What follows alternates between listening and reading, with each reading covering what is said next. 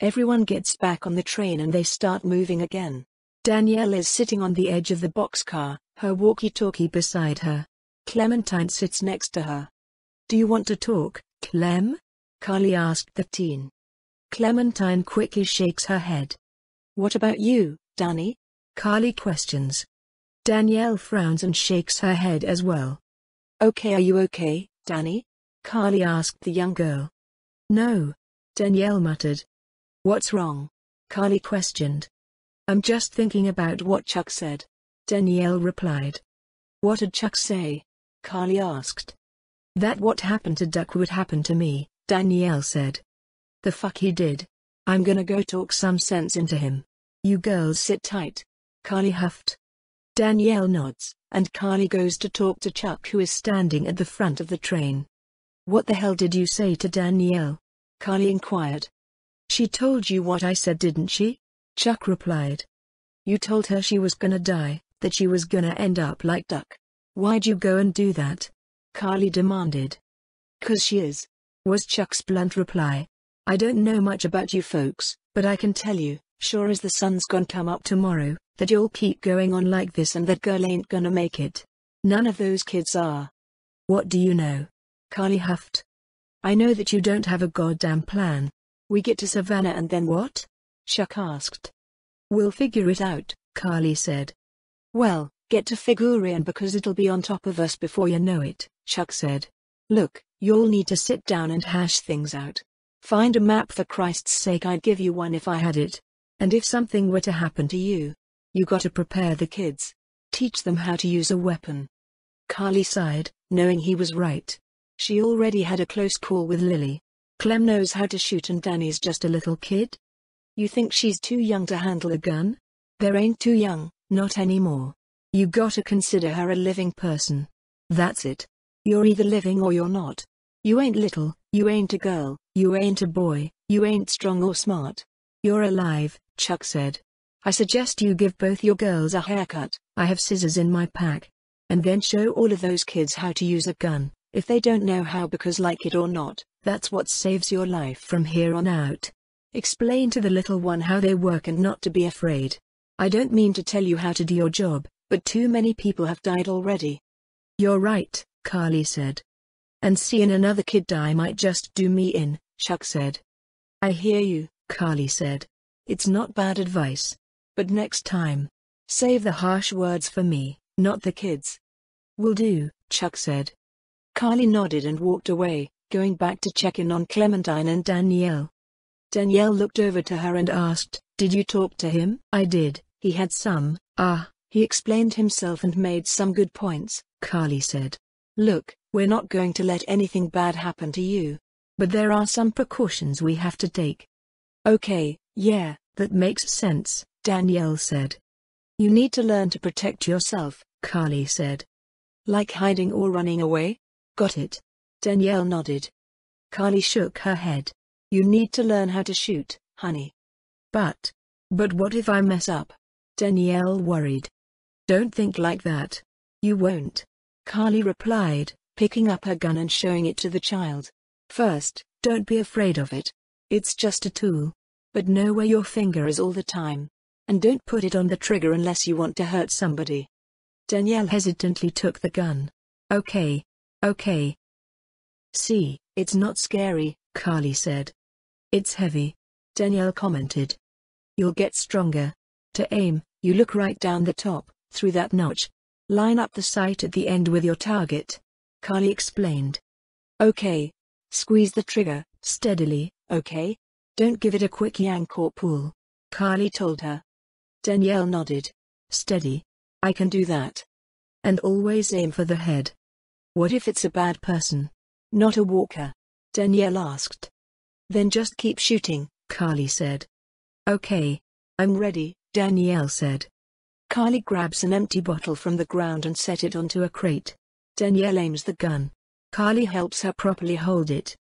"Good. Don't lock your elbows." She adjusts the child's arms. "Okay, let's take the first shot. Squeeze the trigger smoothly and I'll cover your ears." "Nice and easy." The woman covers Danielle's ears. With some hesitation, Danielle fires but misses. That was okay, we'll try it again. But my hands hurt. I don't like this. I know, but it's important. Okay, Danielle muttered. Carly once again helps her properly hold the gun, coaching her on where to aim. The young girl manages to shoot the bottle. Amazing. Great shot, Carly said. Thanks. Danielle smiles. Let's try it again. Practice makes perfect, Carly said. She set up another bottle and the two continued to practice for a while. Clementine frowns, the sound of the gunshots reminding her of the sight in the forest. Of Katja, of Duck, of Sean. The girl forces herself to her feet, unable to listen anymore. Clem, are you okay? Carly asked. I just need some air. The girl rushed outside. Danielle looked concerned. Is she gonna be okay? I hope so, Danny, Carly said. I think that's enough practice for now. Okay. I feel good, Danielle said. Not so scary, huh? Carly asked. Danielle shakes her head. She returns the gun and Carly puts it away. Now we need to do something about your hair. Clem's hair could use a trim too. A trim? You don't have to cut my hair. I don't want it cut, Danielle replied. I think that might be best, Carly said. Unless we find a way to pin it up. Please don't cut it. I don't want it cut. Danielle frowned. I like it long. Mommy liked it long. Carly sighed at that. Okay, but we can't leave it down like that. I'll see what I can do. Okay. Clementine decided to go outside for some air and noticed Ben out there. Hey. Crappy day, huh? The crappiest, Ben agreed. Crappiest ever, Clementine mumbled. Clem. If I were to tell you something. Ben paused. Please, promise you won't hate me. Why would I hate you? Clementine asked. You just might when you hear what I have to say, Ben said. Clementine furrowed her brows. What are you talking about, Ben? It was me, Ben said after a moment. Huh? I was the one giving the bandits supplies, Ben told her. Clementine's eyes grew wide. What? It's all my fault. Ben buried his head in his hands, looking guilt-ridden. What for? Why the hell would you do this? Clementine asked, her heart aching as she realized he was the one she saw while on watch that night. How could he have done this? I know. They said they had my friend, that he was with them. By the time I realized they didn't, it was too late. They said they'd kill me. Kill all of us. I'm sorry, Clem, Ben said. Clementine feels tears began to fall. Tears of anger and pain. It's all your fault. You killed Sean. Katja and Duck are gone because of you. You ruined everything. I know. And I'm so sorry. If I could take it back I would. Ben frowned. I was thinking about talking to Kenny. Clementine immediately shook her head. I don't think that's a good idea. Not right now. I guess not. I just feel he should know, Ben said. If Kenny finds out, he'll kill you, Clementine said. I figured. Ben lowered his head. I won't say anything, and right now. You shouldn't either, Clementine said. Okay, Ben agreed. Not wanting to be around him any longer, Clementine returned inside. Just in time. I was thinking, you could use a haircut. Carly spoke. Clementine noticed Danielle was laying down, her hair secured in a different style. I don't need a haircut, Clementine argued. Clem. It'd be smart to trim your hair. That way it won't get grabbed, Carly said. I can take care of myself, Carly, the teen said. I know you can, but I still worry about you, Carly said. Clementine sighed. Okay, fine. The girl gave in. Please don't make me look stupid. I already feel stupid. Clem, don't talk like that, Carly said. I couldn't help anyone. If I was smarter, none of this would have happened, Clementine said. Stop. I don't want you blaming yourself. Nothing that happened is your fault, Carly said to the girl. Maybe if I noticed more. Nothing was your fault, Clem, Carly said. Clementine didn't respond. Carly frowned and just focused on trimming the girl's hair. Just as she finished and offered the teen her hat back, they felt the train jerk and Kenny shout. Oh, shit. Hold on, everybody. The train squeals to a halt and everyone gets out. On the overpass ahead of them, part of a gas truck is hanging off the edge and blocking the road. Fuck. Fuck. Fuck. Fuck. Fuck, Kenny shouted. Maybe we could walk? Ben suggested. That's fucking stupid, Ben, Kenny retorted. Ben frowned. I'm just saying. Chuck hummed. I dunno, I ain't got much experience with y'all's fortitude, but we could probably deal with that. We got a goddamn train. That thing's not full of milk, Charles. That's gas or diesel, something that's going to explode, Kenny said. You gotta get a hold of yourself. This a crew here, Chuck said. Shut the hell up. Don't tell me how to. Yo, you keep screaming like that and you're gonna get your face chewed off. A man suddenly called to them. Are you guys gonna be trouble? Because we could have just kept walking. A woman calls. They look up to see a man and a woman stand on the overpass. Kenny reaches toward his gun. Carly quickly stops him. No, we're friendly. Carly calls then hisses in a low voice to Kenny. Don't even think about it. Kenny huffs, but lowers his hand. That's what everybody says. The woman on the overpass replies. We know, Carly said. You guys got a problem with your train? The man asked. Yeah, you're standing right in front of it. Kenny called back. Dude, it's a wreck. It's not so bad from up here. Send one of your people up to have a look. The man replied. I'll go. I'll see what these people are about, Carly said. Anything goes sideways up there, we won't let them escape, Kenny said. Settle down, Kenny, Carly said. Slowly she approached the ladder. If I come up there, you better not be murderers or thieves. I guess you'll have to find out, the woman replied. Carly sighed and climbed up the ladder. She can hear the two talking amongst themselves just as she reaches the top of the overpass. Hey there, I'm Ahmed. The man greets. Carly. Krista. The woman introduces. What's the deal with the train? We're driving it. Carly answered. Ahmed beamed at that. Oh, man. And your people? What are they like? We've had a pretty bad day, but I can assure you everyone down there is cool, Carly said. We're sorry for anything that's happened to you guys, Ahmed said. That train is awesome, though. That tank is your real problem. We'll help you with it, but if we see anything we don't like, we're moving on down the road. Alone, Krista said. We'd appreciate the help, Carly said. You can't just blast through it, I guess, Ahmed sighed. If you could get it down, the rest would probably be pretty easy, Krista said. We'll start there, Carly said. Krista nodded. We'll come down and settle in and see if we can help. Carly agrees to that. She's glad these people aren't looking for trouble. They head back to the group to talk to the others about their plan. Guys, this is Ahmed and Krista. All of the group member looked at them but say nothing. Ahmed rubbed the back up his head awkwardly. Not big on welcomes. Like I said, we had a long day. But we're not against good people, Carly said. Holy shit. You guys have a kid. Ahmed suddenly said, noticing Danielle. Yeah. We do, Carly said. Danielle shyly hid behind Clementine. Well, we just wanted to say hi and say that your train is pretty cool, Ahmed said. But we're not looking for charity, Krista added. We could help you guys, though, Ahmed said. Maybe. Krista spoke. So, yeah, hi, again. Ahmed waved. The plan is to cut that tanker down and be on our way, Carly said. Kenny nodded. Seems like plan enough to me.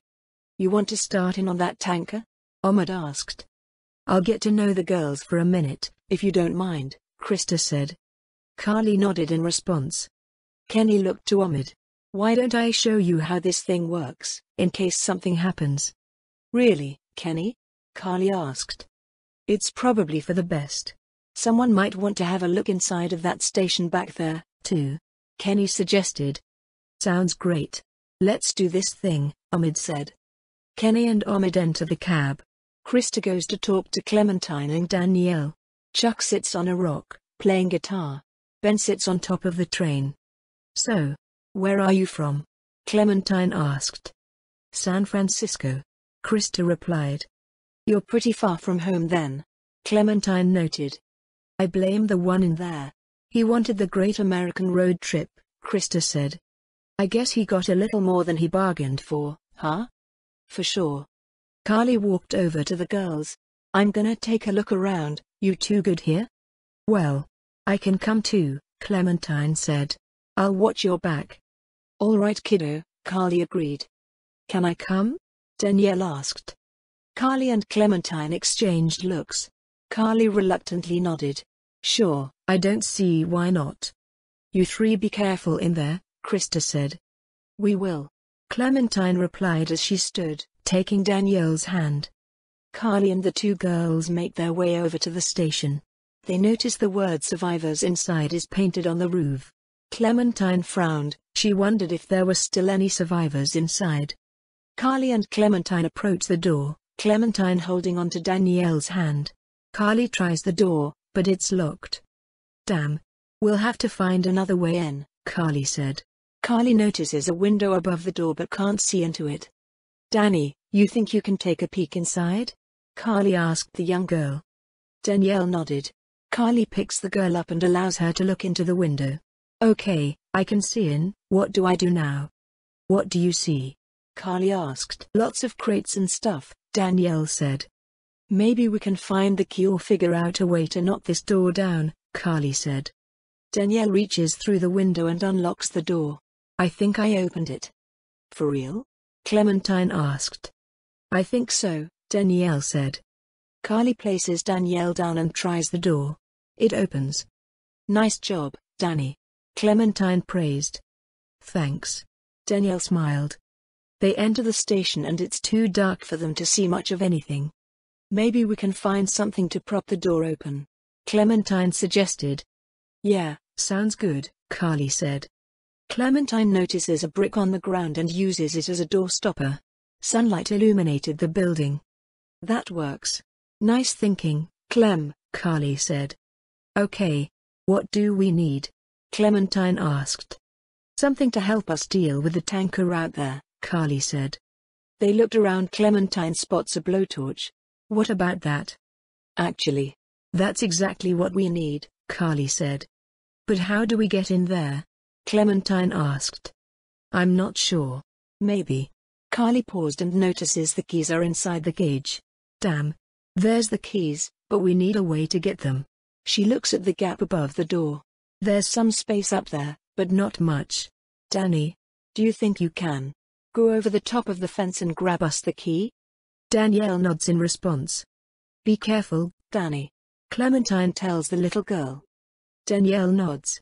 I will. Carly boosts Danielle into the cage while Clementine watches her back. The girl notices a walker approaching from another door and calls to Carly, watch out. Shit. Carly quickly pulls out her pistol, as another walker is approaching. She manages to shoot both of the walkers while Clementine rushes to the cage where Danielle is at. Danielle, get the keys, hurry. Danielle nods and rushes to grab the key, as a walker in the cage stands to approach her. She hands it to Clementine, who takes it through the bars while Carly shoots the last walker. Clementine unlocks the cage and pulls Danielle into a hug. Are you okay? Danielle gives a small nod. We're okay. Everything's okay, Carly said. What's going on? I thought I heard a gunshot. They heard Krista's voice from outside the door after a moment. More like 3. Clementine muttered. We're fine. Carly called back. Krista enters the building and notices the walker corpses. We found some walkers, but we handled them, Carly said. I guess you did. But if you 3 were to die in here, 3 dead turns to 6, and that would have been a problem, Krista said. Good thing it didn't happen, then, Carly said. Krista huffed. I'm gonna go make sure the noise didn't cause us any problems. That's a good idea, Clementine said. Krista smiles and nods, then starts to leave. Before reaching the door, she turns back to Carly.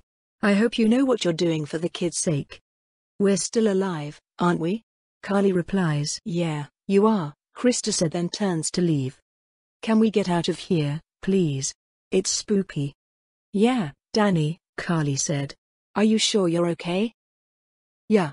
I'm just a little shaky, Danielle said. It'll pass.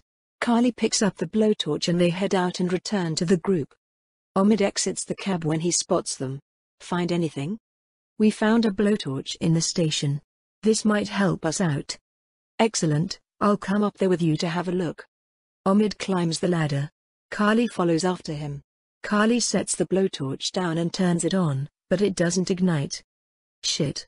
She mutters. What's up? Omid asked. The hose has a leak in it, Carly said. Turn it off, Omid said. I don't want my eyebrows burned off. Carly complies. We better plug that leak with something, Omid said. Carly looks around until she finds some tape in the back of a nearby truck. She then uses the tape to cover the leak.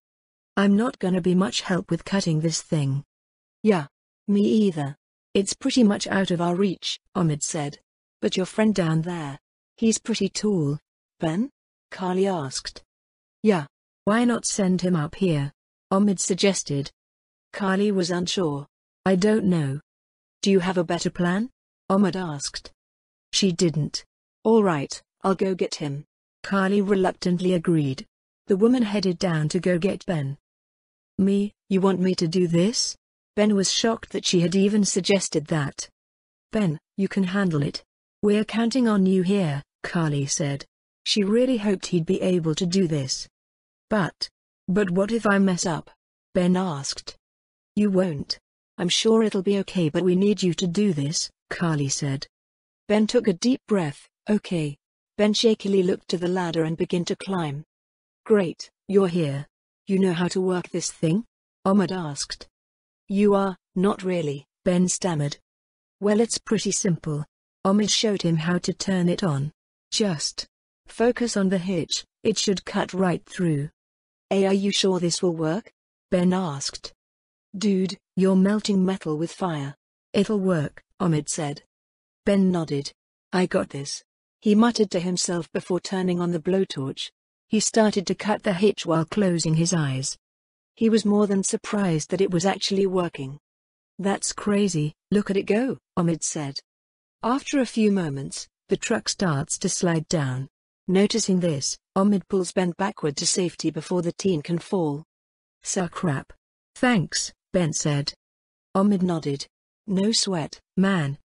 It just needs another cut, Ben said. But I can't reach it now.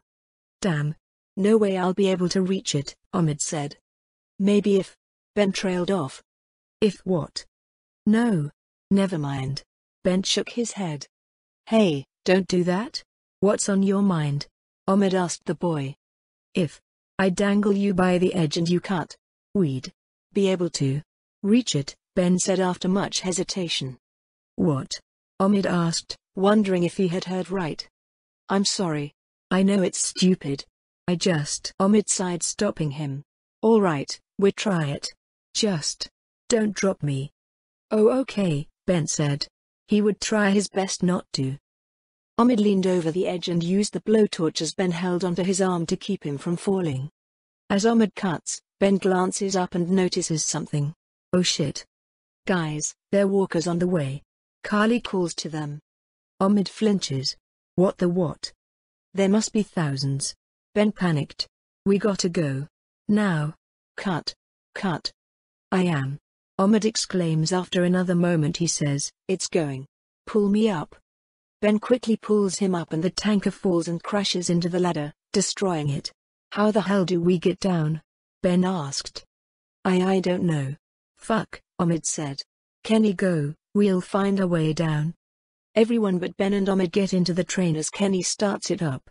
We'll find a way. How? Ben panicked. Omid rushes over to the railing, watching as the train starts to move. Ben rushes over as well. They both climb over the railing, leaning against it. We gotta jump, Omid said. What? No. Ben protested. We have to, Omid said. Guys, come on. Krista calls.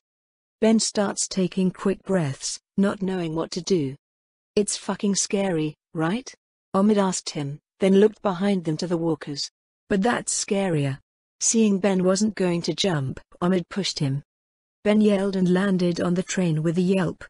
Omid then jumped and hit the top of the train, bouncing to the ground. He screams in pain. Shit. Krista jumped down and helped Omid up. Omid limps and Krista runs alongside the train. Ben gets into the boxcar while Krista and Omid run beside him.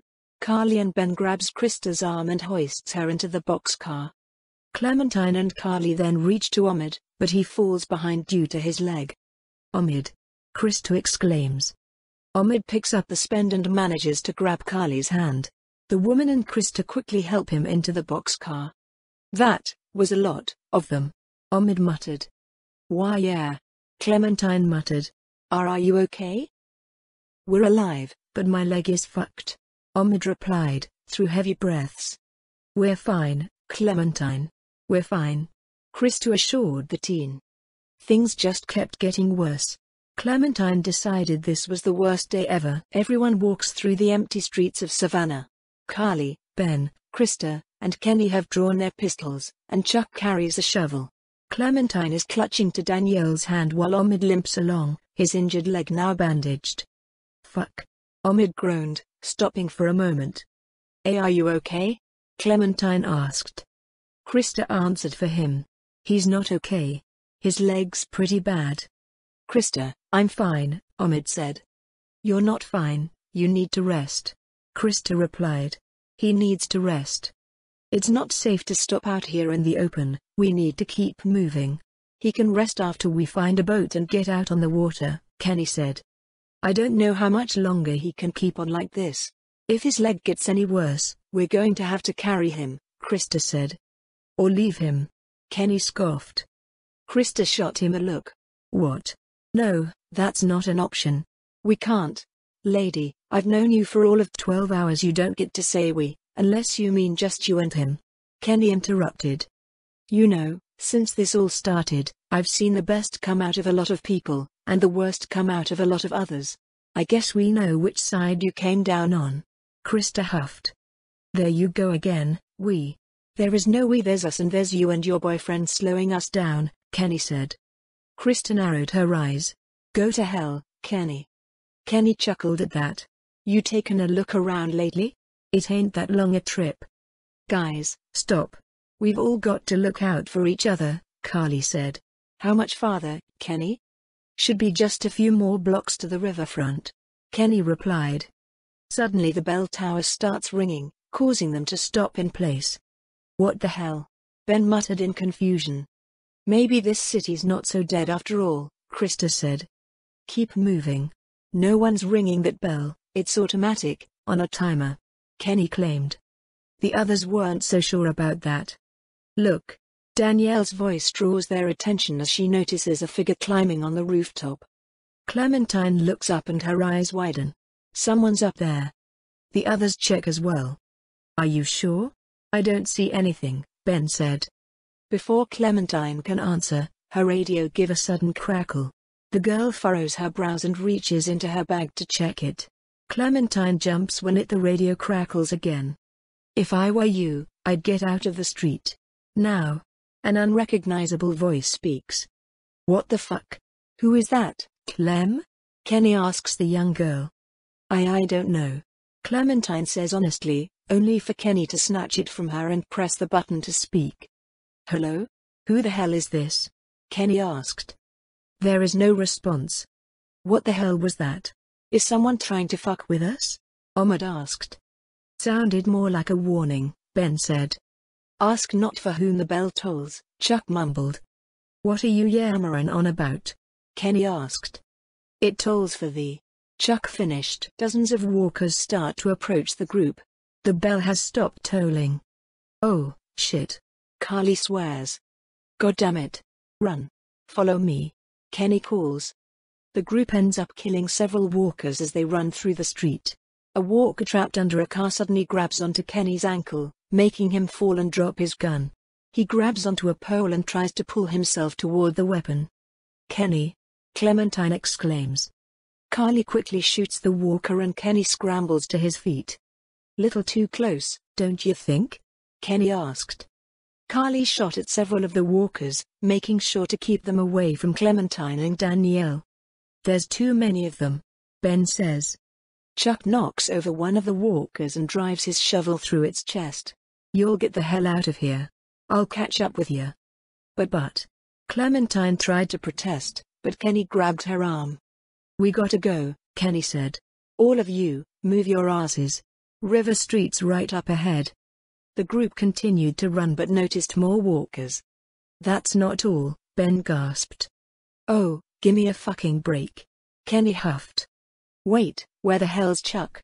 Krista asked, noticing he had fallen behind. Chuck continued to kill walkers with his shovel as more of them swarm around him. Shit. He's in trouble, we gotta help him, Ahmed said. Kenny looked at walkers approaching the group and said, there's no time. We've gotta go, now. We can't just leave him. Clementine argued. I'll be fine. Just go, Chuck said. The group runs into the backyard of a house. I'll get the door, Kenny said. Ben closes the gate. Ahmed falls down and Krista kneels next to him. Ben and Kenny try to open the boarded-up door. Are you okay?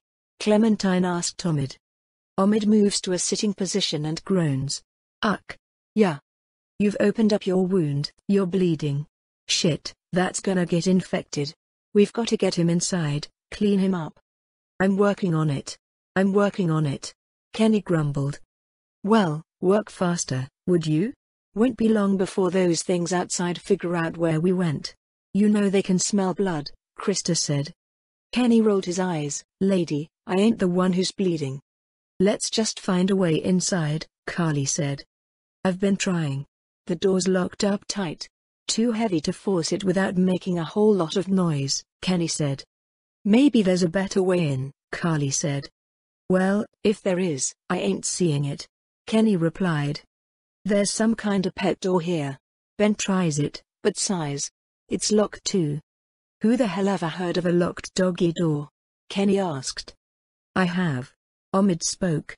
My neighbor had one just like that. It's radio controlled. The dog wears a collar with a chip in it, so the door only opens when the dog gets close to it. Well, shit. Every day's a school day, Kenny said. All right, so, where's the dog? Ben asked. They looked around and noticed a grave.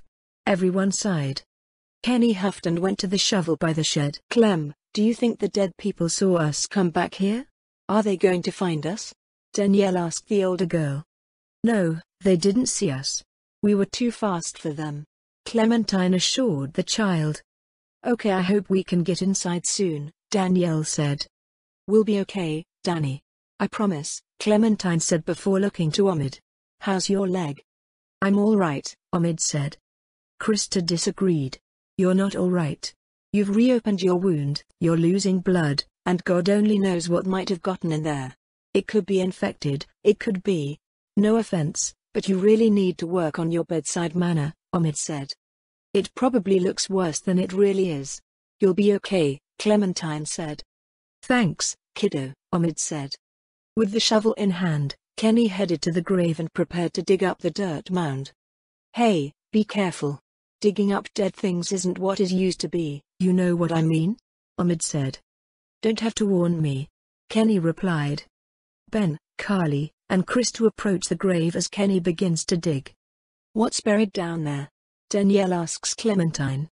Don't worry about it, Danny, Clementine said quickly, causing the girl to frown.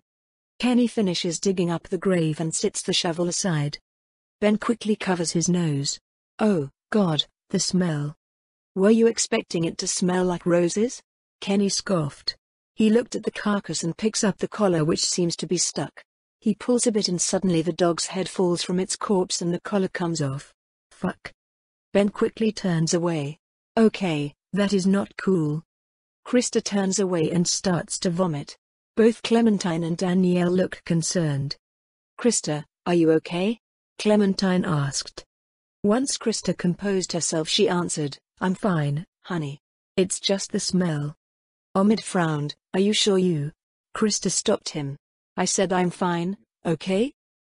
Kenny takes out the collar and places it near the pet door. The pet door unlocks. Yes. Goddamn. The group approaches the door. Kenny looks through the pet door. You see anything in there? Ben asked. No. Looks like it's been empty a while, Kenny replied. The sound of walkers can be heard nearby.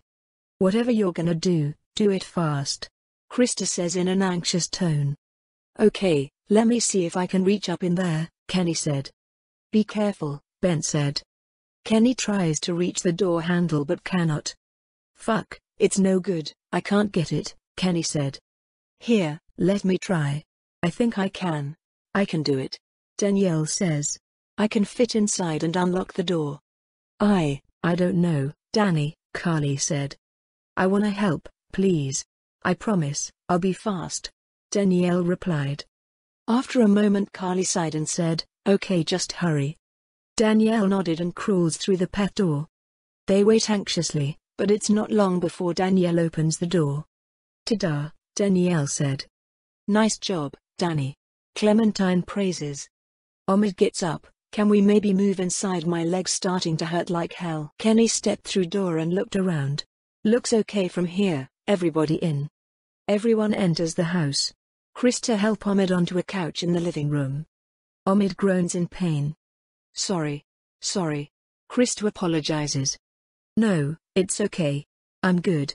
Feel better already just being off my feet. Thanks, babe, Omid said. The rest of the group gathers in the kitchen. Krista soon joins them. So, Clementine, are you gonna tell us about the radio? Krista suddenly asked. The teen looked to her. What about it? Who was that person on the other end of that thing? Krista asked. I don't know. I told you I don't know. I never heard the voice before, Clementine said. Its batteries were almost dead, but I've been holding onto it because I used to use it to talk to my parents. Who gives a shit about the damn radio? I'm more worried about whoever it was out there ringing that bell and bringing the dead down on top of us. It's like they didn't want us to make it to the river, Kenny said. What if they're the same guy? Krista asked. That doesn't make any damn sense. If it was the same guy, why would he warn us? Kenny said. Damned if I know. Maybe they were just trying to mess with us? Wouldn't be the most screwed up thing I've seen these past few weeks, I can tell you, Krista said. Whoever it was, they're watching us. Following us. And they don't want us to know who they are. I can't think of any explanation for that would make me feel better. Can you? No. But I don't give a damn about them. All I care about is finding a boat, Kenny said. What about Chuck? Shouldn't we try to find him? Clementine asked. Not gonna happen with the walkers out there, Clem, Kenny said. Once it's quieted down outside we'll head out to the river. I'm not gonna wait around too long for someone else to grab up those boats. That's our ticket out of here. Place seems secure, at least, Ben said. For now, Carly said. I'll feel better when we know that for sure. We need to check the whole house, Krista said. Kenny sighed. All right, fine. Ben and me'll take the upstairs. Carly, you and Clem got down here. Make sure you check every door, understand? Carly nodded and Clementine nodded. Ben, Krista, and Kenny leave. Can I help? What if there's another locked door? Danielle asked. I think you've been helpful enough for one day, kiddo. Why don't you and Flopsy go see if Krista and Omid need anything, okay? Carly suggested. Danielle hesitated but went to do so. Clementine and Carly began searching the first floor or the house, finding it clear. After doing so they go to check in on Krista, Omid, and Danielle. The guy's losing it, he's on the edge. And I don't know if I want to be around when he goes over it. Krista muttered. Kenny's fine. He's just been through a lot, that's all. Clementine cut in. Krista looked to the young girl. I hope you're right. For all our sakes. Well, the place doesn't have much but we should be okay here for a while, at least until it quiets down outside. Carly informed them. Krista sighed in relief. Good. Thanks. I don't suppose you turned up any meds while you were poking around? Sorry. Nothing useful, Carly said. Damn. Krista huffed. We need to come up with a plan. We can't just sit here until... Carly. Ben runs partway down the stairs. Carly, you need to get up here now. What's wrong? Carly asked. It's Kenny, was Ben's response. Clementine frowns, looking concerned. I should. Clem, no. Stay with Danny. I got this, Carly said. Clementine frowned but nodded. Ben and Carly go upstairs and stand in front of the stairs to the attic. Kenny said he thought he heard something up there, went to go look. Ben explained. He's up there? Carly asked. Ben nodded. I can't get him to come down. Okay, I'll get him, Carly said before she slowly began to climb up the attic stairs. As she reached the top of the steps, she can see Kenny kneeling on the floor. Kenny? Carly called. Are you okay? Fuck. What the hell is that SM? She stops as notices the shriveled walker corpse of a young boy. It takes a step forward, then falls, unable to support its own weight. Oh my god. Kinda looks like Duck, don't he? Kenny mumbled. Poor kid. What the hell happened to him? Carly asked. Ain't nothing on him. Guess he must have been hiding out up here. Starved to death, Kenny said. Fuck. Carly couldn't imagine how horrible it must have been for the poor child. Kenny lowered his head. I don't know if I can do it. I couldn't do it before, and I can't do it now. I'll take care of it, Kenny. You don't have to, Carly said. Kenny couldn't bring himself to respond. Carly sighed as she took her gun and slow walked over to the zombified boy. She shook a bit, but steadied her hand as she shot the walker in the head. Kenny was silent for a moment before saying, we should bury him.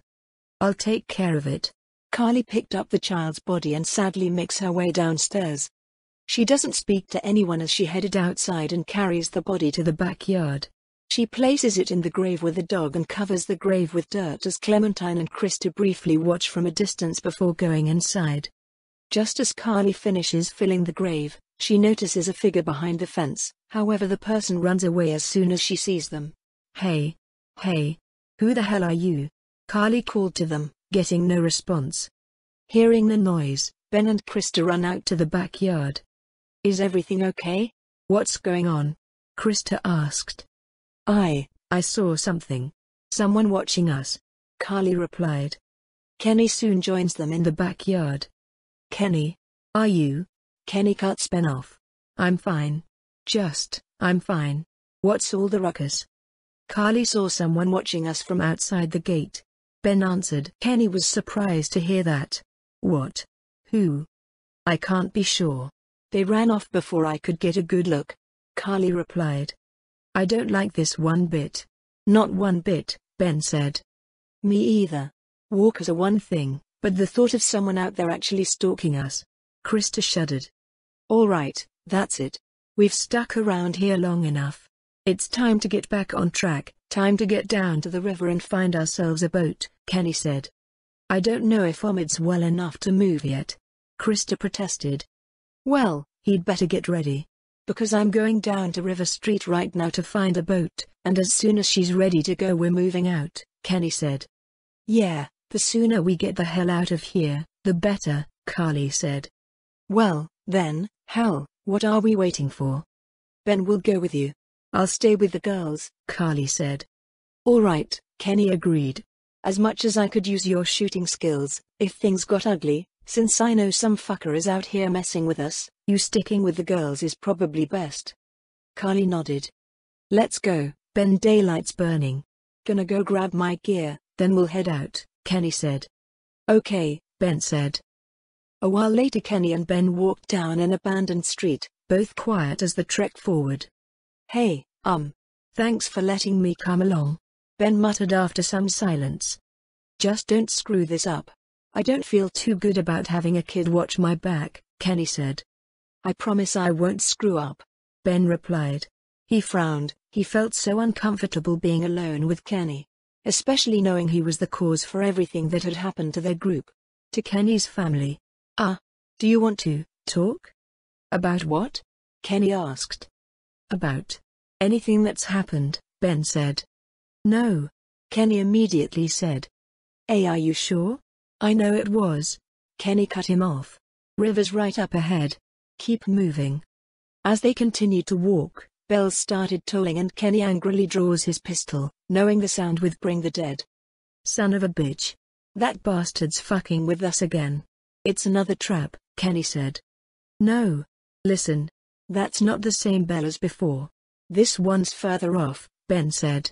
Whatever it is, it's gonna get the dead moving further from us. Walkers start to appear on the street, moving away from them. Kenny and Ben hide behind a wall. What in the hell is going on? Kenny asked. Ben shrugged. I don't know, but the person ringing that bell might be helping us. Whatever. I find whoever's doing that, I'll ring their motherfucking bell for 'em, Kenny said. The walkers clear out and the two continue moving. When they get to the docks, their hearts drop. Only one boat, partially submerged, is left at the harbor. There's gotta be a boat, there's gotta be, Kenny said. Maybe we need to come up with a new plan, Ben replied. This is the plan, Ben. This is our best bet, Kenny spat. Kenny turns away. Ben reaches out for him but Kenny runs off. Ben follows just as Kenny jumps down onto the dock to examine one of the boats. Ben stands on the sidewalk behind the railing. This one might still be salvageable, Kenny said. Ben didn't think it looked too salvageable. Seriously? You got a better fucking idea? Kenny inquired. I'll check it out. You look further along the waterfront. Maybe there's something at the other end. I don't think we should split up too far, Ben said. It might not be safe. We don't have to. See that telescope? You can see all the way along the waterfront from right here. See what you can find, Kenny said. Okay. Ben looks through the telescope. Unfortunately it requires a quarter to work. Ben figures he should search the street for one. At the end of the street, several living zombies are stuck on pikes next to a sign saying "Stay out." He feels his skin crawl as he sees this, the hair on the back of his neck standing up. The teen tries to stay focused and find a quarter. He gets the idea to check the newspaper machine, hitting it with the toy they had found on the train. Jackpot, he says and picks up the quarter that falls out. Ben is about to use the coin on the telescope, when Kenny jumps back up to the street and curses. What's up? Ben asked. It ain't gonna work. Hull's cracked beneath the water line, plus someone stripped out the battery, Kenny said. You can't fix it? Kenny doesn't respond as he notices the walker barricade behind Ben. What the hell is that? I have no idea. It's so sick, Ben said. Fuck. Ben inserts the coin and looks through the telescope. He sees no sign of any boats down there. As he continues looking around, he suddenly sees a figure on top of a building. Ben jumps back and looks to Kenny. Kenny. I saw someone. He says. What? I saw someone through the telescope. They came down from a building and ran towards the newsstand. Ben explained. Fuck. Get down, Kenny ordered. The two crouched on the dock and look through the fence as the figure searches the newsstand. That could be our bell ringer. How about we go find out? Kenny suggested. Maybe he's just another scavenger, like us, Ben said. Yeah, and maybe he ain't. Maybe he's that fucker on the radio. Don't you wanna know? 'Cause I wanna know, Kenny said. Ben sighed, knowing Kenny was going to be stubborn. Okay, you head up the middle of the street, I'll go around the side, cover your flank. We'll come up on him quiet, take him by surprise. Kenny draws his pistol. We're just gonna talk, alright? Ben stammered. Oh, we're gonna talk. Kenny moves forward and hides in an alleyway. Ben tries to sneak forward but the person in the newsstand crouches down. When Ben looks over the counter, he is shocked to see the stand is empty. What the? Ben doesn't have time to reach before someone hits him, sending him to the ground. Ben. A sudden voice causes the stranger to stop. Back away. The stranger turns to see a girl aiming a gun. Ben struggles to his feet and noticed Clementine standing, holding the stranger at gunpoint. Kenny steps out from his hiding spot, pointing his gun at Molly, but is surprised to see Clementine. Clem, what are you doing here? I told you stay at the house where it was safe. And where'd you get that gun? Kenny, I'm helping you out here. Quit treating me like a little kid. Clementine huffed. The stranger is surprised to hear their interaction. Slowly the person removes the hood from their head. You're not from Crawford. A woman speaks. What is Crawford? Clementine asked, looking confused. Who gives damn, she's been following us and... As Kenny approaches her, the woman sweeps Kenny's leg with a kick, and he falls, dropping his gun as it fires. Back off, old man. She hisses. Stop, please. We're not looking for trouble. Clementine slowly lowered her gun, showing they didn't want to fight. Kenny slowly gets up and the woman puts her weapon away as well. Who the hell are you people? The woman asked. We came here looking for a boat. Clementine explained. We did. You should be back at the house, Clementine, Kenny scolded the girl. Clementine rolled her eyes. Enough, Kenny. The woman chuckled at that. Overprotective much? You don't know the half of it. Clementine groaned. The name's Molly. The woman introduced herself. I'm Clementine, this is Kenny and Ben. Clementine replied. You guys really aren't from Crawford, are you? Molly asked. I don't even know what that is, Clementine said. Everything beyond that barricade, Molly explained. What the hell happened here? Kenny asked. You sure you wanna know? Molly asked back. They nod. When everything went to shit, some people got together and sealed off that whole neighborhood. Folks willing to do anything to stay alive, stop the dead getting in. I tried to avoid them, Molly explained. Kenny furrowed his brows. Why? Let's just say they have a zero-tolerance policy for anyone who won't or can't live by their rules, Molly replied. So how do you know we weren't them? Kenny asked. The way you talk. The way you want to protect her. People aren't like that in Crawford, Molly said. Everyone just looks out for themselves there. Anyone who needs protection wouldn't be allowed to stick around. There are no children, no elderly, no one with an advanced medical condition. Basically no one who might be a burden on the community. Crawford's all about the survival of the fittest. That's how they survived, while the rest of the world went to shit around them. Kenny frowned. Jesus Christ. Well, just the opposite, when you think about it. Crawford got rid of anyone that couldn't pitch in, pull their own weight. Way they looked at it, those people were just a lot of useless mouths to feed. A drain on their precious resources. How do you know all this? Clementine asked. Everyone in Savannah knew. What was going on inside Crawford got passed around like a ghost story. Except this one was true. Molly replied. You said you came here looking for a boat? Yeah. We're hoping to get our people out of here and find someplace safe, Kenny said. Yeah, good luck with that. Anyone with a boat took it out of here as soon as people started eating each other. Any that got left behind, Crawford stripped him for parts. Cars too, Molly said. There's got to be something, Kenny said. If there was, do you think I'd still be here? I've been over every inch of this city, this whole place is picked clean, Molly said. God damn it. Fuck. Kenny suddenly exclaimed. Molly looked around, hoping his shouting hadn't drawn attention. Hey. Moron. You wanna keep your voice down? Kenny lowered his voice as he muttered. Shit. Since you're not getting on any boat, I'd advise you folks to go back to where you came from, before. She didn't get the chance to finish before they heard walkers approaching. Great. Just great. Molly groaned. Kenny looked around and where the walkers were coming from. Isn't that the way we came? Ben huffed. Fuck. Gunshot must have brought him back, Kenny said. Isn't there another way back to the house? Clementine wondered. Molly, is there a? Clementine turns around to see Molly run into the alley. They quickly run after just as she is scaling her way up the wall with her ice pick to get up to the fire escape. Why you can't just leave us here, Ben said. Sorry, I must have missed that part of our conversation where you became my problem, Molly replied.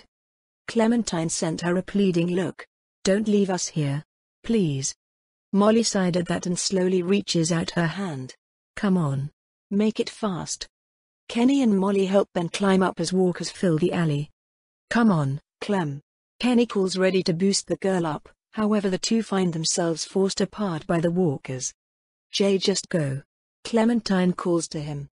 WH what? I ain't leaving you, darlin'. Kenny calls to her, climbing on top of a dumpster and kicking the walkers back. Go. Clementine repeats her order.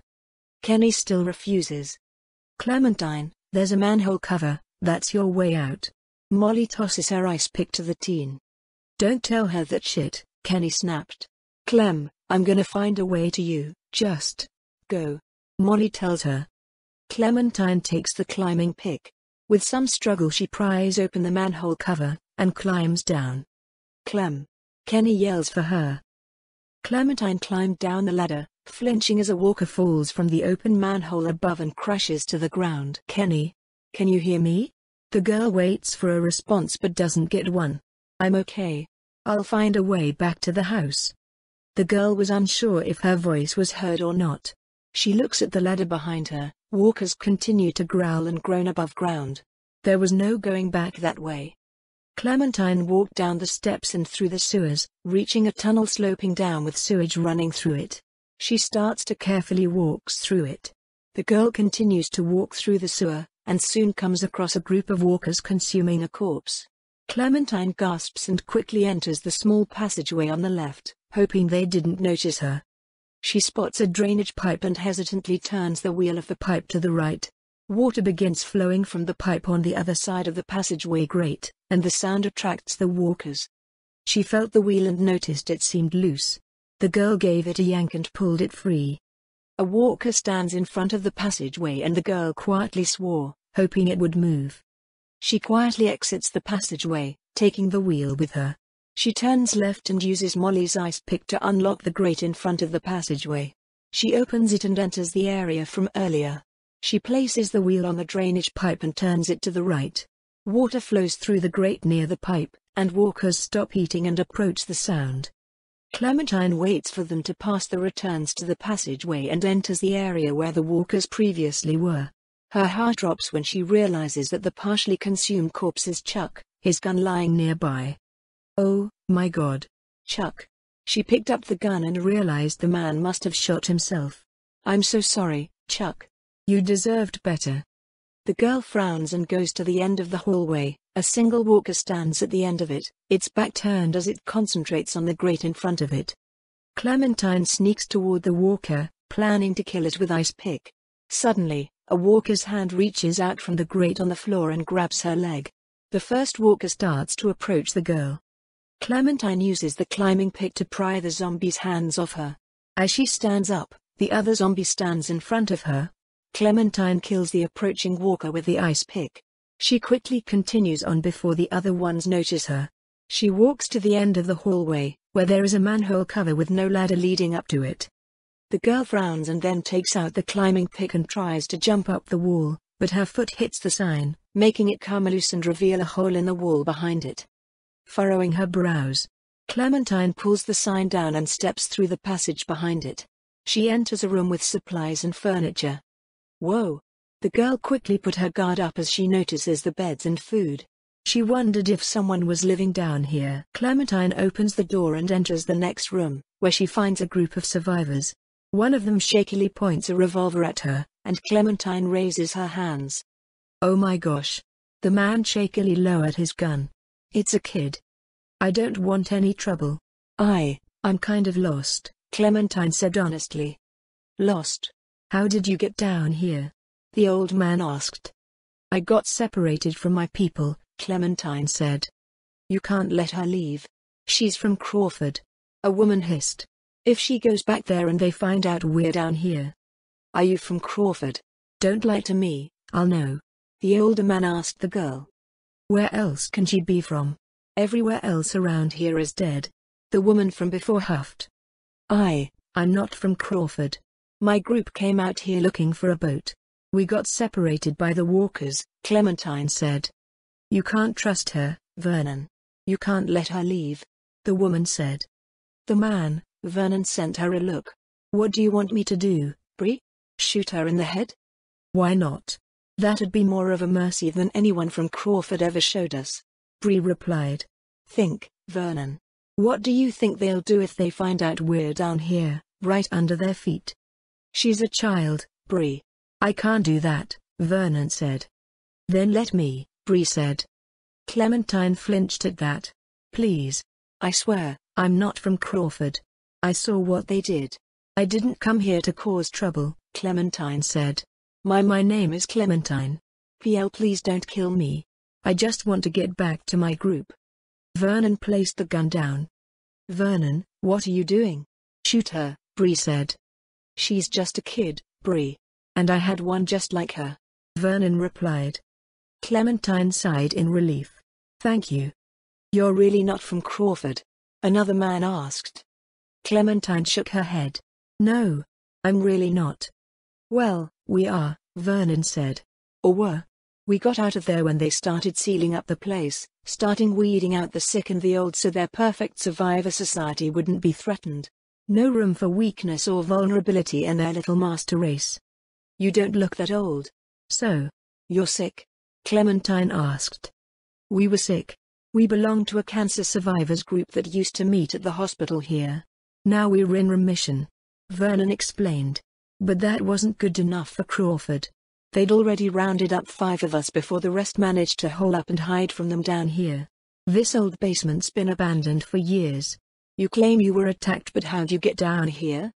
My group and I got attacked by walkers up on the street. I came down here trying to get away. Now I just want to get out of here and get back to them, Clementine said. Vernon hummed. That sewer system you came through runs all over the city. It'll take you wherever you want to go. Thanks, Clementine said. Hopefully I can find the way back. Vern, you're not just going to let her go back there alone, are you? Those sewers are like a maze. She's got no chance of finding her way back without a guide. Another man spoke. Yeah. You're not going to be able to get out of here on your own. I'll take you back, Vernon said. But we need you here. A woman protested. I'll come back. But I have to make sure that this little girl gets back to her family. Where she belongs, Vernon said. Thank you, Clementine said. Despite some of the group members' protest, Vernon's mind was made up. Vernon hugged Bree goodbye, and then checked in with the others before turning to Clementine. Let's go. Stay close. The girl nodded in response. When Clementine finally arrived back at the house, she felt like a weight had lifted off her shoulders. The girl quickly headed to the living room and is surprised to see the others all looking anxious. Carly was pacing, while Kenny is downing a bottle of alcohol.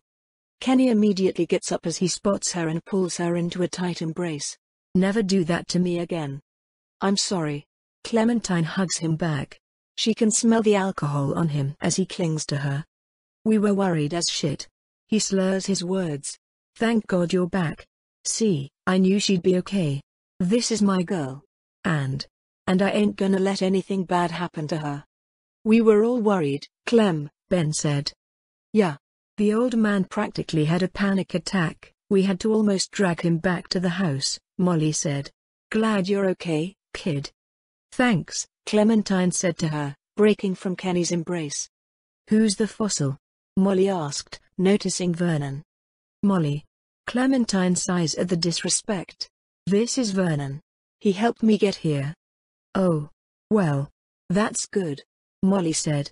Anyway, I think you have something that belongs to me. Clementine hands her back the climbing pick. Thanks for letting me use it. No problem, Molly said. Carly hugs the young girl next and then looks to Vernon. Thank you, for bringing her back. Of course. I couldn't just leave a young girl to find her own way, Vernon replied. Danielle joined Carly and Clementine in the hug. Hey, are you okay? I'm fine, Danny. I promise. Clementine told the child. I was so scared. I thought you might be. Danielle trailed off. I'm okay, everything's gonna be okay, Clementine reassured her. Before long, Krista rushes down the stairs and into the living room. Clem, oh thank God you're back, Krista said. Krista, is everything okay? Clementine asked. No. Omid, he's gotten worse. Much worse, Krista said. We have a man wounded. Carly explained to Vernon. Who's he? Krista asked. The name's Vernon. I might be able to help. I'm a doctor, Vernon said. Oh really? Do you think you can take a look at him? Please. Krista pleaded. Vernon nodded. I'll see what I can do. Take me to him. Krista nods and take Vernon upstairs to check on Omid. Clem. Danielle tugs at the older girl's sleeve. I wanted to show you something. What is it? Clementine asked. It's outside, Danielle said. Okay, let's check it out then, Clementine said after a moment. Hold on, where are you girls headed? Kenny inquired. To the backyard, Danielle said. The backyard? All right, fine. Go on and play out back. I don't know if that's a good idea, Carly said. We'll be fine. Don't worry, Clementine said. Okay, just be careful. Please, Carly said. We will be, Clementine said. Holler if you need anything, Kenny said. Okay, Clementine said. Not that he could do much in his current state. Look, Danielle motioned to a hole in the shed out back. It's a secret passageway to this shed. I wanted to go inside, but it looked too dark and scary. Do you think you can come with me? I don't think I'll fit in there, Danny. But I am curious to see what's inside. Let's try the door, Clementine said. I tried it, it seemed stuck. Danielle replied. Maybe if we pull it together it'll work, Clementine said. Danielle nodded. The two girls went over to the door. On 3. 1, 2, 3. They both pulled at the door and were surprised at what they saw. Holy shit, Clementine mumbled. Swear, Danielle said. Sorry, kiddo, Clementine said. We should show the others. I came to check on you girls. Kenny suddenly called from the back door. He stumbles his way over as he notices the girls' stunned silence. What are you two up to? Kenny walks up to the shed and his eyes widen as he realizes what is inside. He smiles and slowly the whiskey bottle drops from his hand. Sometime later, at sunset most of the group gathered into the living room. Vernon had finished checking in on Omid, while Kenny was outside checking on the boat with Ben assisting him. How's Omid doing? Clementine asked. As well as can be expected under the circumstances. I did what I could for him, cleaned out the wound. But he's got a real infection, running a fever. Without antibiotics. Vernon trailed off. Kenny sighed as he and Ben returned to the house. You want the good news or the bad news? I think we could all use some good news, Carly said. Good news is the boat's seaworthy enough. In pretty good shape, mostly, Kenny said. Krista rose a brow. Mostly? That's the bad news. Gas tank's empty and her battery's dead. We need to fix both before she's taking us any place, Kenny said. Well, how are we supposed to get that stuff? Krista said. Maybe we should go back out onto the street, see what we can find, Ben said.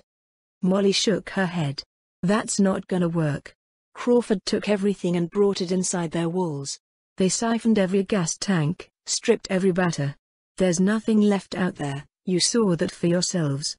She's right, Vernon said. Well, what about this Crawford place? Sounds like they'd have everything we need. Maybe we should try there. Kenny asked. Now, hold on a minute, Vernon said. Surely we have to try. If there are people left in this city who are still alive, who still have supplies, what harm can it do to ask? Krista said. Trust me, you don't know these people. I do. You showing up with a wounded man? Might as well put a noose around his neck. They don't exactly welcome children with open arms, either, Vernon said. What the hell kind of a place are we talking about here? Krista asked. The worst kind. But I don't see what other choice we have, Molly said. And just how exactly do you figure we do this? Because, from what I've heard, that place ain't exactly friendly to outsiders, Kenny said. That's putting it mildly, Molly said. We negotiate with them. Maybe we have something they'd be interested in trading, Ben said. Vernon scoffed. Negotiate? With Crawford. Once again I have to remind you, you have no idea what these people are like. They'll take what they want, and then decide whether or not to let any of you live. So, what, no one has any ideas? Kenny asked. There might actually be a way, Vernon said.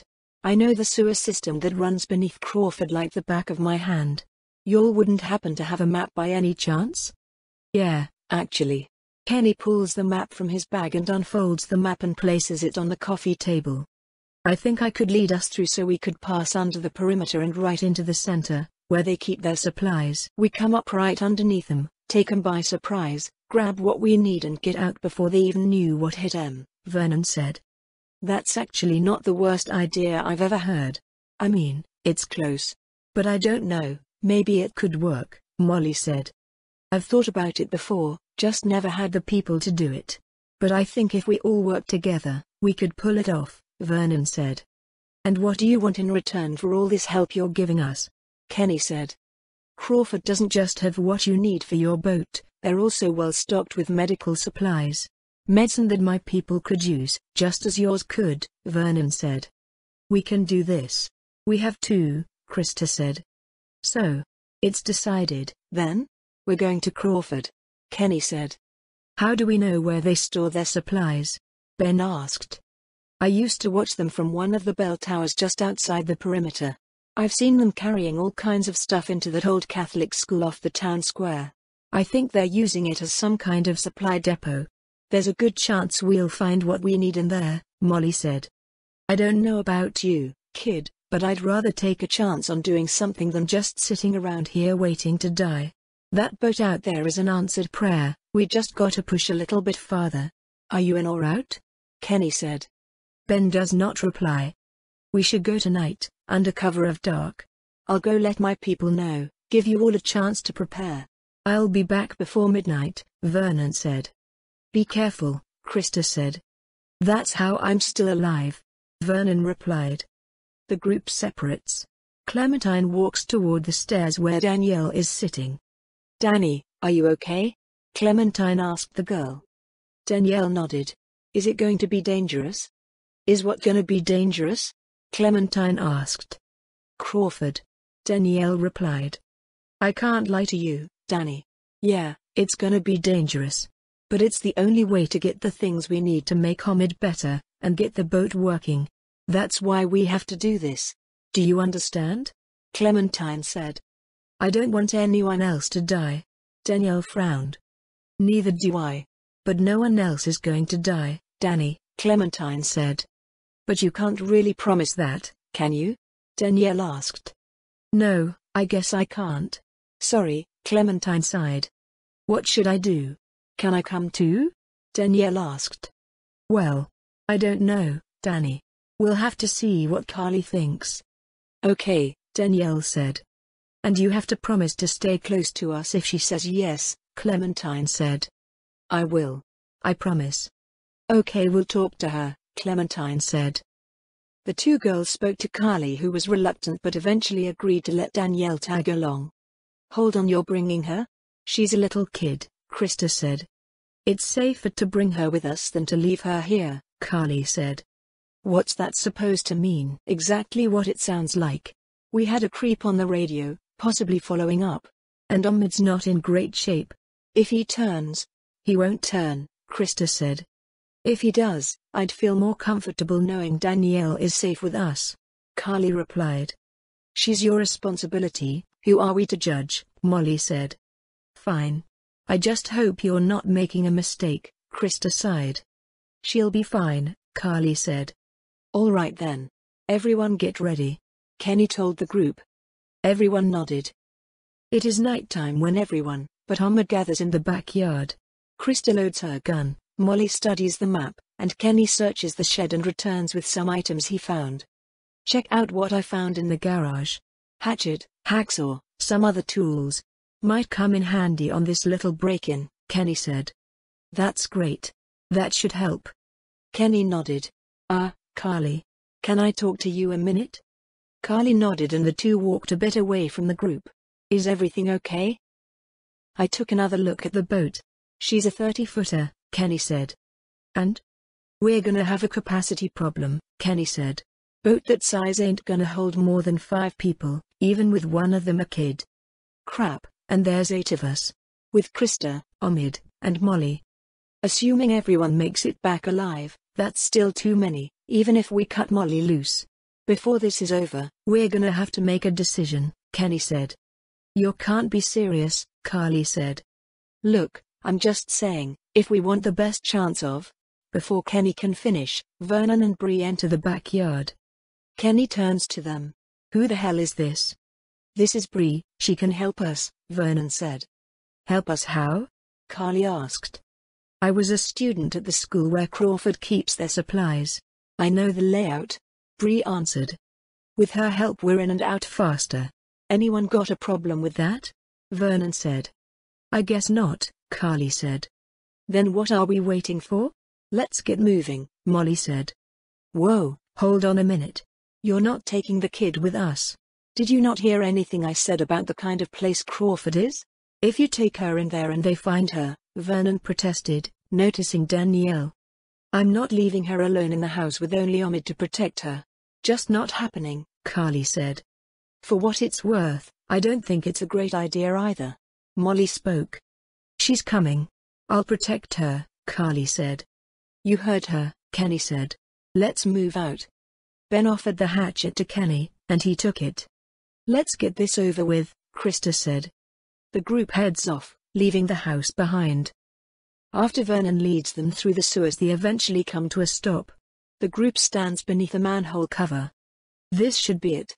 We're right underneath the center of Crawford. The old school should be directly above us. Vernon. Okay, people, this is it. Remember the plan. We stay quiet, we stay hidden, and we stay together. We find what we need, and we get the hell out before anyone even knows we're there. Got it? Carly told the group. Everyone nods. And that part about staying close. That goes double for you, Carly said to Danielle. Kenny climbs up the ladder and removes the manhole cover. It seems safe. Let's go. Everyone gets out of the sewer and hides in the bushes near a building. Vernon furrows his brows and asks, where is everybody? There should be guards patrolling. Kenny scoffs. What, are you disappointed? It's just strange, is all, Vernon said. I think I see one. Over there, by the door, Krista said.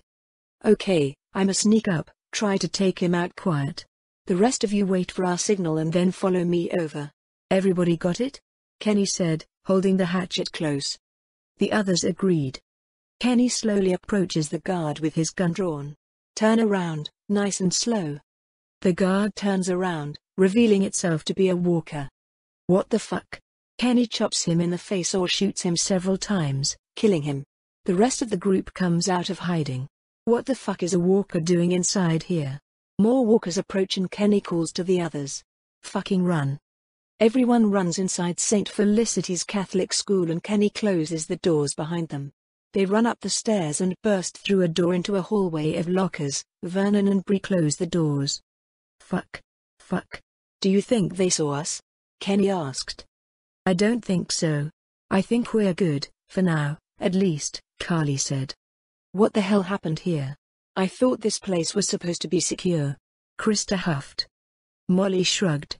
What always happens, I guess. In the end, the dead always win. Oh, man, we are so screwed. Ben muttered. No, this is good, Vernon said. What? How is this good? Ben asked. Before, everyone in Crawford was smart and they had guns.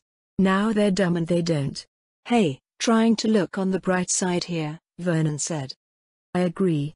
So long as we don't let 'em box us in, we can still do this. The plan hasn't changed, Kenny said. The plan hasn't changed? Every time walkers show up the plan changes. Do you even have any idea how many of them are out there? Ben said. No. You wanna do a head count? Or do you wanna get what we need and get the hell out of here? Krista inquired. Come on, I think I know which way to head. Bree motioned for them to follow. Ben frowned. I got a bad feeling about this. We'll be fine. Just calm down, Clementine said. The group walks down the hallway. Behind a boarded-up door marked with an X, several zombies growl. Just keep moving, Molly says to them. They soon reach a door at the end of the hallway. Here. Bree stops. Kenny cautiously opens the door and checks the room. Looks okay. Everybody in. The group enters the abandoned classroom. Kenny tries to open a door marked Armory, but it's locked. Kenny looks around and notices writing on the blackboard. Looks like they were using this room as some kind of command center. Okay, so now what? Where do we start looking? Molly asked. Here. Bree looked at hand-drawn map hanging on the wall. Just give me a second. Where can we find some fuel for the boat? Kenny asked. There's a maintenance shed across from the playground here. Bree points to map. If they were storing fuel, that's probably where it'll be. Kenny nodded. Okay, I'll make the run to the maintenance shed for the fuel. It'll be faster if I go with you. I can take you right to it. I'll come too. Ben offers. Kenny shakes his head. No, 2 people's enough. You stay here, see if you can use any of those tools we brought to get that armory door open. We might need to shoot our way out of here. I'll go for the medicine, Krista said. I'll come with you, I know what to take. I'll go too, Carly said. Just in case. Okay, I guess that leaves me to go find the battery. Molly looked to Clementine. You come with me, kid. Me? Clementine asked. Yeah, you can watch my back. Molly nodded. I don't know, Kenny said. Maybe she should stay here. She'll be fine. We'll all meet back here, Molly said. Come on, kid. What about me, what can I do? Danielle asked. Carly looked to the child. I need you to stay here with Ben and watch over our command center. I'm putting you in charge of it. Okay? The small girl looks over at Ben trying to open the armory door. You're leaving me with Ben? I'm not leaving you with Ben. I'm leaving him with you. Understand? Carly asked. Oh. Okay, Danielle said. We'll be back soon, Carly said. Stay here, okay? Danielle nodded. I will. Good. The group splits up to do their assigned task.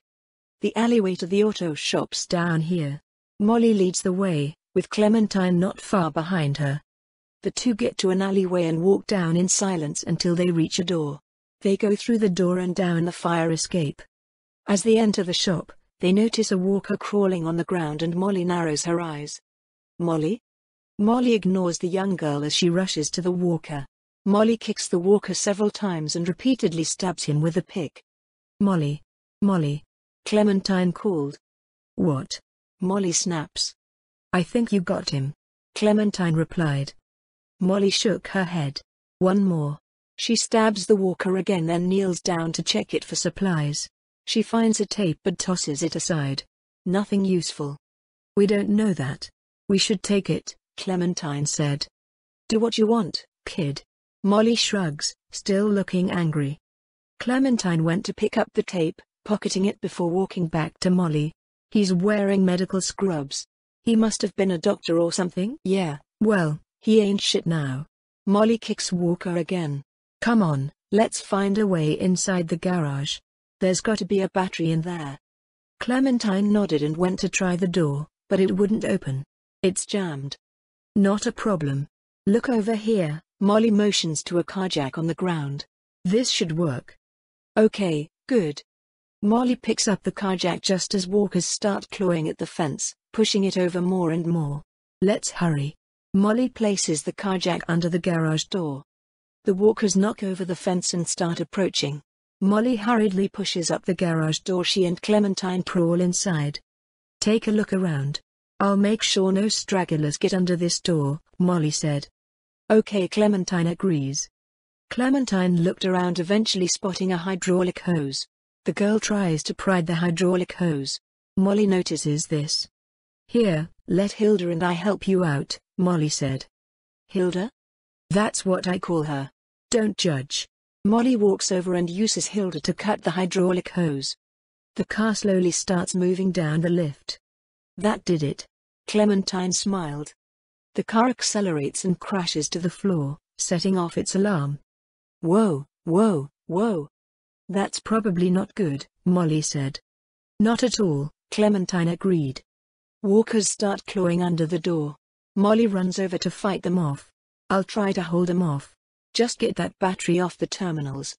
Clementine nods, recalling something Kenny had taught her when he would work on the RV. She opened the hood and began unscrews the terminals.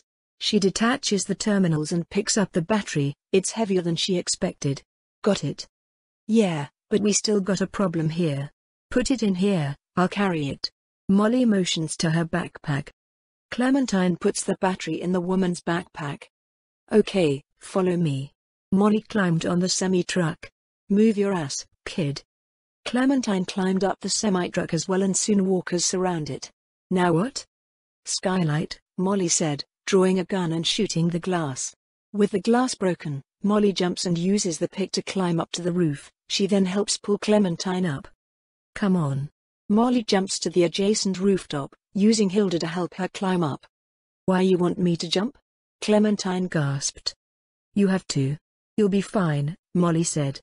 Clementine hesitated. Come on, kid. Hurry. Molly ordered. Clementine finally jumps to the other rooftop and grabs onto Molly's hand. She helps pull the teen up. They arrive back at the school and stop to catch their breath.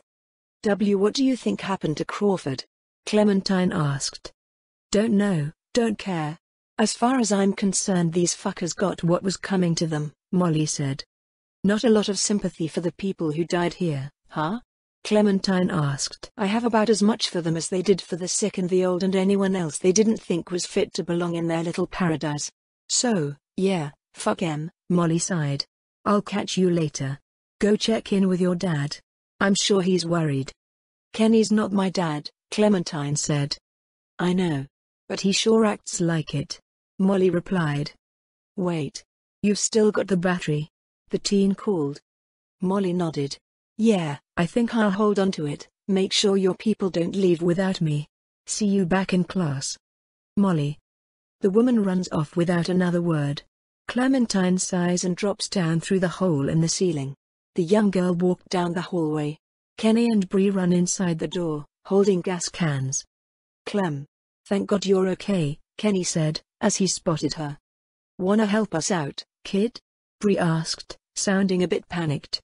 Clementine nods. They drop the gas cans and the hatchet and the three push the doors closed as walkers try to get in. The doors get stuck on a walker's head. Kenny shoots the walker and they successfully close the doors. Brace the door with something, Bree said. Clementine picks up the hatchet and sticks it between the handles. Think that'll hold? It damn well better, Kenny said. There's so many of them. Bree frowned. But you got the fuel, Clementine said. Yeah, but let's not start high-fiving each other just yet. Let's get the hell back to the classroom, Kenny said. The three of them bring the cans to the classroom. Danielle smiles. You're back. Kenny returns the smile. Yeah, and we made out pretty good too. Great work, Kenny. Ben praised with a grin. How are you doing with that door? Kenny asked. Ben's grin faded. Not so good. Here, let me give you a hand. Kenny made his way over to help with the door. Clem, did you get that battery yet? Yeah, Molly has it, Clementine said. And where is Molly? Kenny inquired. She went to run an errand. She'll be back. She better. I dunno why you trusted that girl with it, we hardly know her, Kenny said. She's trying to help us. I think we should be grateful, Clementine said. If you say so. Kenny shrugged. Clementine decided to check in on Danielle, who was sitting at one of the desks. You okay, Danny? Yeah. Where's Molly? She had to do something. She'll be back soon, Clementine said. I hope she's okay, Danielle said. She'll be fine. She's pretty tough, Clementine said. That's good. I'm glad Kenny and Bree made it back okay, Danielle said. Yeah, me too. And now we have fuel for the boat, Clementine said. That's good. Do you think we'll be here much longer? Danielle asked. I sure hope not, Clementine said. You know, this desk is just like the ones we have in my school. It makes me think of when things were normal. Do you think things will ever be normal again? Just like the way they were before? Danielle asked. Clementine nodded. Yeah. It may take a while, but, yeah, I do. Don't you? I hope so, Danielle said. That's good. You hold on to that hope. It's the one thing none of this can take away, Clementine said. Okay, Danielle said. You sit tight, okay? Clementine said. I will, Danielle said. Clementine checks the map on the wall, then exits the classroom, deciding to see if she can help with anything else. She heads towards the nurse's office, where several walkers have surrounded the door. She realizes Carly, Krista, and Vernon must be trapped in there. She notices a gun on the ground. Carly must have dropped it. The girl quietly sneaks to the weapon and grabs it. She shoots one of the walkers, drawing the others' attention toward her. With a few more shots she kills the remaining walkers. She enters the office and Krista points her gun at her but puts it away after recognizing her. What happened? Clementine asked. They wandered into the hallway after we got inside. I think they must have heard us rooting around in here. The whole place is infested, they're everywhere, Krista said. It's okay. I took care of them, Clementine said. Did you guys find the medicine? Yeah, that's our other problem. Take a look. Looks like they were keeping all the prescription meds in that safe locked up tight, Vernon said. There's no way we can bust it open? Clementine asked. Maybe with enough time. But I don't know how much of that we have. Be a hell of a lot quicker if we just knew the 4-digit combination, Vernon said. Well, I doubt they just wrote it down and left it here for us to find. We should just try busting it open. We don't have any other choice, Krista said. Well, now that the walkers are dealt with, We can search for any clues to help us find the combination, Carly said. We did find a videotape, but it cut right before we could see the combo. Krista explained. Videotape? Actually, Molly and I found one, Clementine said. I'm not sure if it will help. Really? Let me see it, Carly said. Where is Molly anyway? I thought you two were looking for the battery. We already got the battery, Clementine said. Molly has it. That's great. One down. Where is she now? Vernon asked. She took off, had some kind of errand she needed to run, Clementine said. Took off, with the battery? Vernon asked. Yeah. I'm sure she'll be back, Clementine said. I hope so. That girl doesn't really strike me as a team player. More the mercenary kind, Vernon said. We'll figure something out, kiddo. Why don't you head back and check on Danny? Carly suggested. I did. She's fine, Clementine said. She wanted to help more. Well, how about you go keep her some company then, Carly said. Clementine sighed. Okay. The girl slowly left the room. Though she had no intentions of returning to the classroom, she decided to search for Molly. As she enters the hallway, however, Molly climbs down from a hole, startling her in the ceiling. Oh shit, Clementine gasped. You scared me. Where did you go? Sightseeing, Molly said. We should get that battery to the others, Clementine said. Oh, yeah, about that. Clementine's eyes widened at that. Molly chuckles as she notices the teen's shocked face. I'm just kidding. Clementine rolled her eyes. Come on, kid. Clementine notices Molly holding a photo in her hand. What's that? Nothing, Molly quickly said. Is that what you went searching for? Clementine asked. Molly sighed and with some hesitance spoke. I used to live here with my sister. She was 14 years old. When the dead started walking and Crawford shut itself in, it seemed like a pretty good deal at first. We were safe, we had everything we needed to survive. Then the rules started coming down. No one who couldn't justify their place, earn their keep. No one who required special care. My sister was diabetic, and by Crawford's rules, that made her a liability. I kept it a secret. Kept her safe for as long as I could. But in the end, I couldn't protect her. That's when I got out. Crawford, they always talked about how their system worked, how anything was better than becoming one of them. But I saw what they'd already become. I just wished I could have seen it before it was too late. Before they came and took my sister away. Molly showed the picture. This is all that I have left of her. I didn't have time to take it before I got out of Crawford. I just wanted it, okay? It's okay, Molly. I understand. She's pretty, Clementine said. Thanks, kid. Come on, let's. Suddenly bells start tolling. What the hell? Molly said. That's not gonna be good, Clementine said. Not at all, Molly said. Before long Carly, Krista and Vernon approach, carrying the medicine. What the hell is going on? Krista asked. No idea. But it's you're done, we need to get a move on, Molly said. They nodded in agreement. As they are about to turn the corner, Ben jumps out with the hatchet, startling them. Jesus. Molly jumps. Ben. Clementine sighs. Sorry. I just got spooked by those bells. And then I heard someone coming. Ben explained. It's fine. You just spooked us, Carly said. Sorry. Ben apologized again then said, Kenny and I still can't get the door open to the armory. He sent me out to look for something we can use to bust it open. Ben showed them the hatchet. I found this. Clementine's eyes widened. Ben, where did you get that? I just found it. It was stuck in the door handle at the end of the hallway back there, Ben said. Oh, no. Walkers bust through the doors. Carly draws her gun, and Molly kills several walkers with her pick. One of them grabs onto her arm, and she punches it, trying to get free. Carly quickly shoots the walker. Thanks, Molly said. Carly simply nods. The group runs to the classroom and Bree holds the doors closed. What the fuck is going on? Kenny asked them. We got walkers coming, Carly said. Oh, shit. Kenny huffed. Vernon and Krista quickly block the door with a desk. That ought to hold them for a bit, Vernon said. Sure, but now how do we get out? Bree asked. Kenny continually tries to knock the door down by slamming his shoulder into it. Through the armory, if we can just get this damn door open. Ben offers Carly the hatchet, and she grabs it. Come on, damn you, Kenny said. This is my fault, all my fault, Ben muttered. We'll be fine, Ben.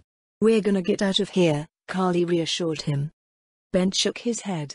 It's my fault. Ben, stop. Carly frowned. You didn't know? No. Everything is my fault, Ben murmured. Ben, don't. Clementine spoke up. The others were confused by that. No, wait, I want to know what he meant. What do you mean, this is all your fault? Krista asked. Kenny, I'm so sorry. I'm so sorry, man. Ben frowned. Kid, this ain't the best time. Whatever you did, save it for later, Kenny said.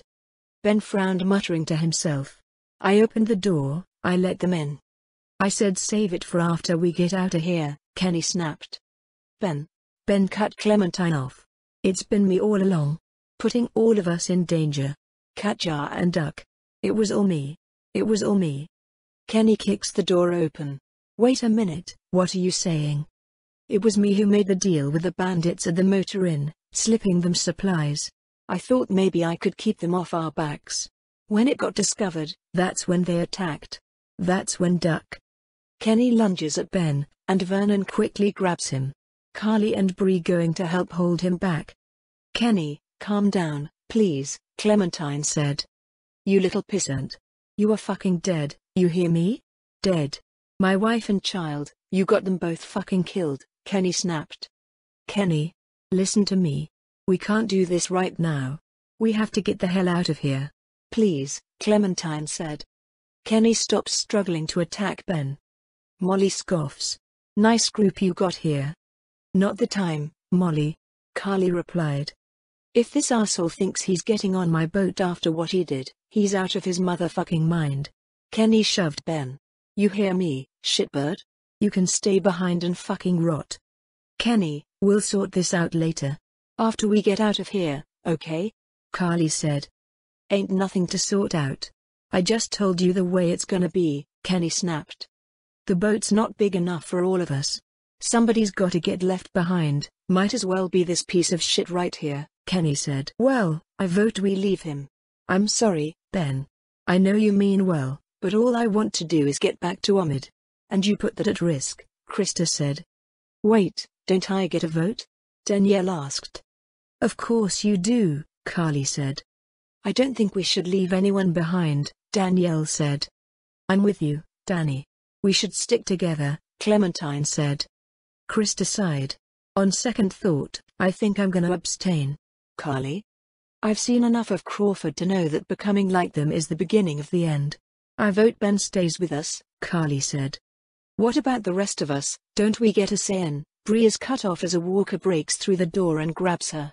The woman screamed when walkers grab onto her and bite her, then rip out her guts with their teeth. Bree.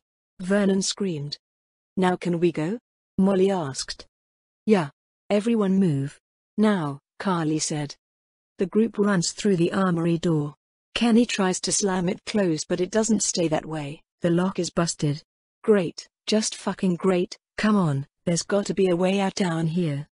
The group walks down the stairs and opens the door, finding a bunch of walkers that instantly head toward them. Kenny hurriedly closes the door. Fuck. That's not gonna hold. Back upstairs.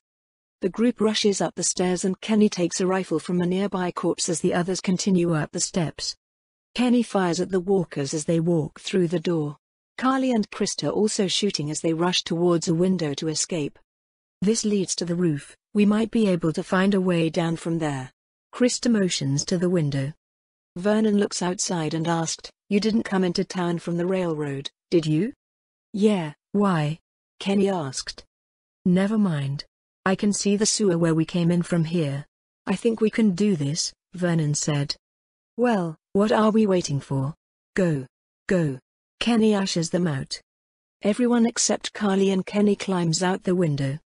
Ben freezes in place, still shaken up by everything. Ben, come on, let's go. Carly calls. The bell starts tolling. As it moves back and forth, The walker hanging from the bell swings toward Ben and grabs him. Carly shoots the walker, the rope around its neck snaps and it falls, taking Ben with it, but he manages to grab onto the edge. His hand slips, but Carly grabs his arm. "Hold on, Ben. I've got you.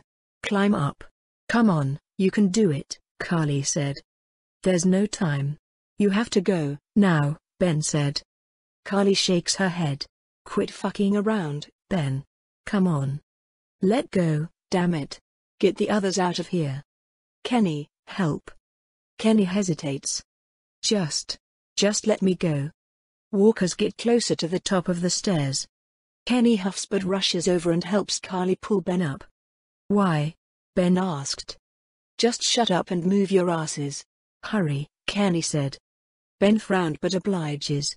They climb out the window and meet up with the rest of the group. Much time passes before the group arrives back at the house. They immediately go to check on Omid. Krista notices he looks worse than before. "Omid." She runs over to Omid and holds his hand. "I never should have left you. I'm so sorry." "Krista, get away from him," Vernon orders. Hearing the noise, Omid wakes up. "Hey. Back already? We got you medicine," Krista tells him. "Good, feel like I could use some," Omid said. Vernon gives Omid some pills and then proceeds to check his leg again. Omid scans the room and notices everyone looks glum. "You all look worse than I do. We almost didn't make it out of there because of this asshole." Kenny motions to Ben. "He's lucky we didn't leave him behind when we had the chance." Omid frowned. "What the hell happened out there?" Kenny turned away. "Let someone else tell you, I got work to do." Clementine sighed and decided she needed to get some air. Everything was so stressful right now.